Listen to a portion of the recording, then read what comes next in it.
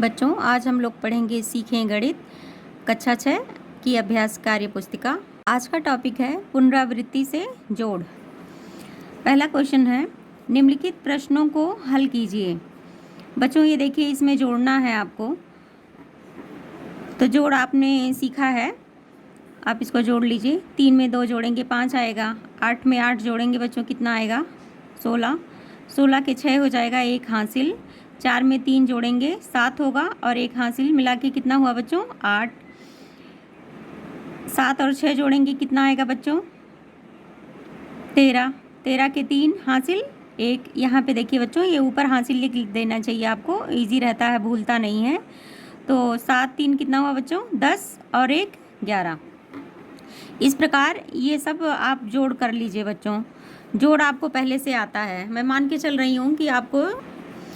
बच्चों 5वां क्वेश्चन देखिए, ये आपको जोड़ना है। बच्चों अगर आप इस प्रकार से ना जोड़ पाएँ तो आप इसको पूरा ऊपर नीचे लिखकर भी जोड़ सकते हैं। बस ध्यान इस बात का देना है कि इकाई के नीचे आप इकाई को ही रखते जाइए बच्चों। जैसे 8 के नीचे आप 0 रखिए, फिर यहाँ पे 2 रखिए, फिर 0 रखिए। इस प्रकार से आप जोड़ेंगे तो आपका आंसर आ जाएगा।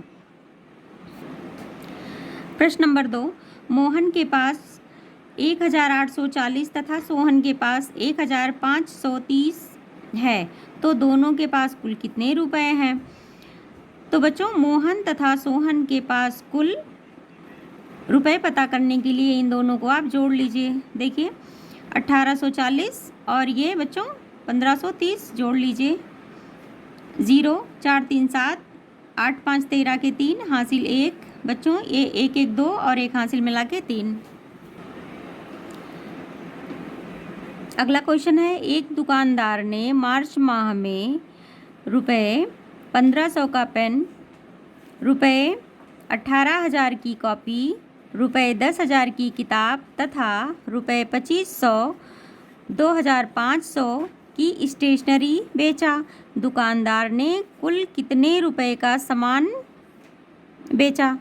बच्चों देखिए, एक बच्चे ने इसको किया है, तो ये इस तरह से किया और वो गलत कर दिया है। तो आप बच्चों इस तरह से लिखा करिए, ऊपर नीचे लिखा करिए, तो इसमें गलती होने की संभावना बहुत कम हो जाती है। आप देखिए ऐसे जोड़ लीजिए, 1500 प्लस 18,000, फिर 10,000, फिर बच्चों ये 2,500। आप ऐसे भी लिख सकते हैं, या बच्चों आप बड़ी संख्याओं को पहले लिखिए। देखिए ये मैंने 18,000 को पहले लिखा है, फिर लिखा है 10,000, फिर 1,500, फिर 2,500।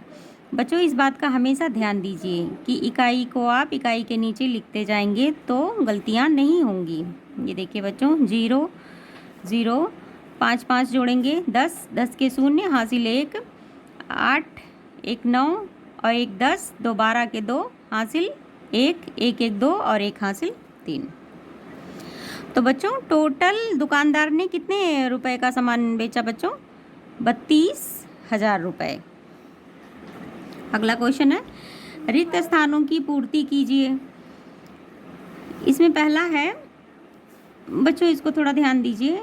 देखिए यहाँ पे ऊपर 3 है और नीचे उत्तर आया है 5। तो यहाँ पे खाली स्थान में क्या रखें बच्चों? 3 में क्या जोड़ें कि 5 आ जाए? तो 3 में 2 जोड़ेंगे। और यहाँ देखिए 7 पे 5 जोड़ेंगे बच्चों कितना होगा? 12। 12 के 2 हासिल 1। 1 यहाँ ऊपर लिख दीजिए। तो बच्चों 4 1 5, 5 में बच्चों कितना जोड़ेंगे कि 8 आ जाए?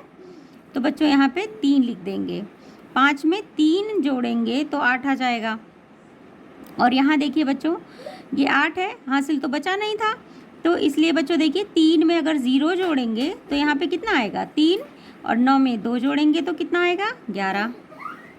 इसी प्रकार दूसरा क्वेश्चन देखिए बच्चों, 6 में 5 जोड़ेंगे कितना आएगा? 11। 11 के 1 हासिल कितना हो जाएगा? 1।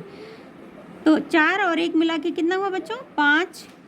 5 में कितना जोड़ें कि 8 आ जाए? 3 जोड़ना पड़ेगा। और बच्चों यहाँ देखिए बच्चों, यहाँ 6 है, तो इस खाली जगह पे क्या लिखें कि 2 आ जाए? तो 6 में अगर हम 6 जोड़ देते हैं तो 2 आ जाएगा और 1 हासिल बच जाएगा। और देखिए बच्चों यहाँ पर 3 और एक 4, 4 में कितना जोड़ें बच्चों कि 9 हो जाए? 5 जोड़ना पड़ेगा। तो देखिए यहाँ पे 5 लिख दीजिए और 8 में 1 जोड़ेंगे तो 9 हो जाएगा। इसी प्रकार तीसरा क्वेश्चन है बच्चों, 3 में कितना जोड़ना है कि 7 हो जाए? 4 जोड़ना पड़ेगा। और यहाँ देखिए यहाँ 4 है, 4 में कितना जोड़ेंगे कि यहाँ नीचे 2 आ जाए? 8, 8 4 12 के 2 हासिल 1। और ये बच्चों 8 1 9, 9 4 13, 13 के 3 हासिल 1। तो देखिए यहाँ हासिल यहाँ 1 लिख दीजिए। और ये 5 और 1 हासिल मिला के कितना हो गया? 6। तो 6 में कितना जोड़ेंगे कि 9 आ जाए? 3। और यहाँ देखिए बच्चों 6 है और हमें ये जोड़ना है कि यहाँ पे कितना आ जाए? 14 आ जाए। तो कितना जोड़ना पड़ेगा बच्चों? 8, 8 से 14। अगला क्वेश्चन देख लीजिए चौथा। देखिए बच्चों 5 में कितना जोड़ें कि 8 आ जाए? 3 जोड़ना होगा। और यहाँ देखिए 8 4 कितना होता है? 12, 12 के 2 हासिल 1। और 8 और 1 हासिल मिला के 9 हो गया। तो यहाँ कितना लिखें बच्चों कि 14 आ जाए?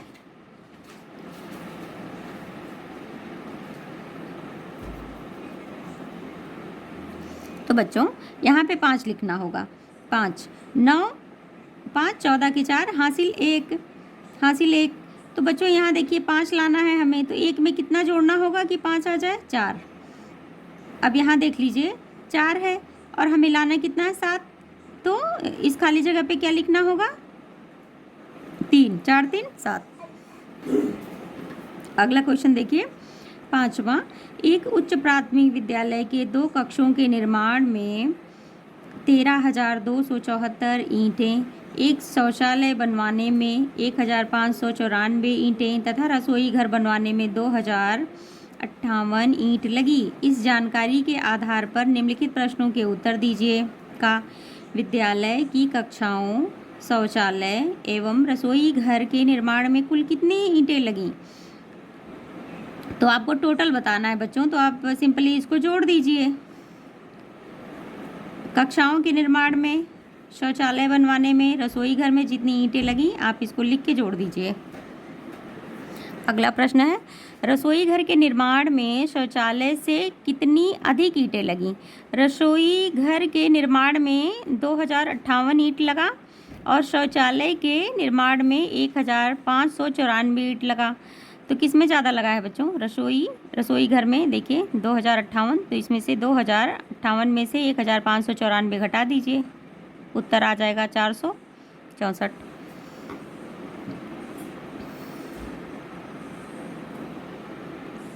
बच्चों ध्यान दीजिए, देखिए 464 यहाँ भी है और 464 यहाँ भी लिखा हुआ है, लेकिन बच्चों ये तरीका ठीक नहीं है लिखने का। देखिए इकाई से आप जब घटा रहे हैं 8 में से 4 घटाएंगे तो आप इकाई के ही स्थान पे लिखिए, देखिए ज़्यादा अच्छा रहेगा। अगला प्रश्न है रसोई घर और शौचालय में कुल मिलाकर कितनी ईंटें लगीं? रसोई घर में 2,058 ईंट तथा शौचालय में 1,594 ईंट लगी। कुल मिलाना है तो यानी कि दोनों को जोड़ दीजिए, कुल ईंटों की संख्या प्राप्त हो जाएगी। घ कक्षों के निर्माण में शौचालय से कितनी ईंट अधिक लगी? कक्षों के निर्माण में कितना ईंट लगा है बच्चों? 13,274 ईंट लगा है। शौचालय बनवाने में 1,594 ईंट लगा है, तो आप इसको घटा दीजिए। देखिए कक्षों के निर्माण में लगी ईंटों की संख्या ये है और शौचालय बनवाने में लगी ईंटों की संख्या ये है, आप इसको घटा दीजिए। अगला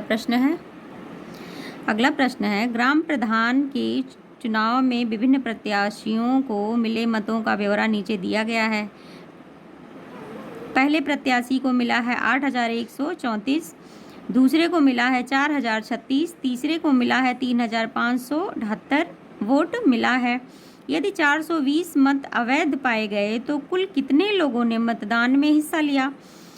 इसको पता करने के लिए बच्चों हमें सारा जोड़ना पड़ेगा। जितने भी वोट प्रत्याशियों को मिला है यानी कि तीनों को, ये तीनों जोड़ लेंगे और जो अवैध चला गया है बच्चों उसको भी जोड़ना पड़ेगा। ये सब आप जोड़ लीजिए, उत्तर आ जाएगा 16,168 वोट टोटल पड़े।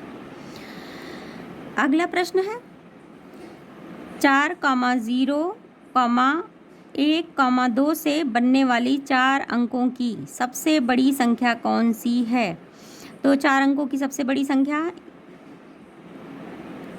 इन अंकों को मिला के बनाना है बच्चों। तो सबसे पहले हम लोग सबसे बड़ी संख्या लिख देंगे 4, उससे छोटी 2, उससे छोटी 1, उससे छोटी ये 0 हो जाएगी। तो इस प्रकार हमें सबसे बड़ी संख्या प्राप्त हो जाएगी।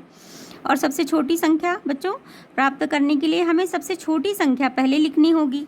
तो देखिए सबसे छोटी संख्या कौन सी है? 0, फिर 1, 2 और 4। लेकिन ये संख्या बच्चों अगर किसी भी संख्या के पहले अगर 0 आता है तो उस 0 का कोई महत्व नहीं होता है। ये कितना हो जाएगा बच्चों? 124 हो जाएगा। और 124 कितने अंकों की संख्या है? 3 अंकों की।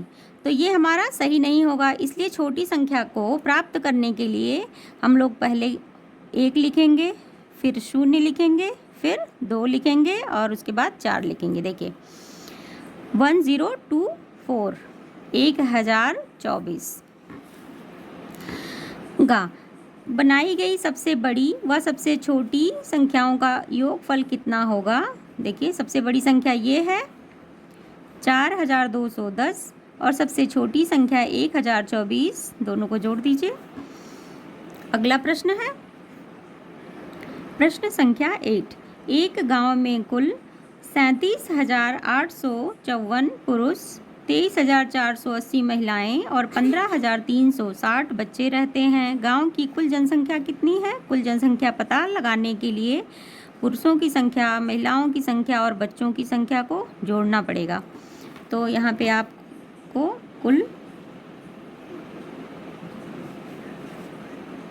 संख्या पता लग जाएगी। कुल संख्या है बच्चों, जोड़ लीजिए 76,694।